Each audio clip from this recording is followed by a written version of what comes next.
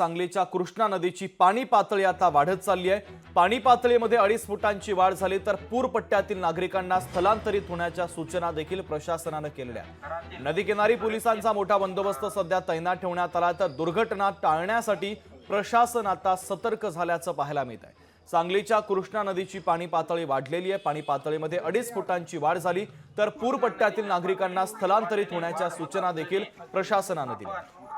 लहान मुलांना ते पाणी बघण्यासाठी पातळी किती झालेले बघण्यासाठी येत आहेत।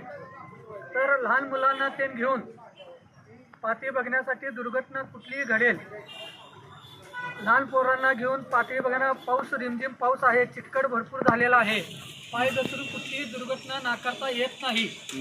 त्यामुळे मी सांगली मिरज कुपवाड महानगरपालिका प्रशासन आणि सांगली पोलीस यांना विनंती करतो की कृष्णा नदीचे बॅरिकेड लावून बंदोबस्त करावा ही कळकळीची विनंती करतो। लोकशाही मराठी ऐका, पहा, जागरूक रहा।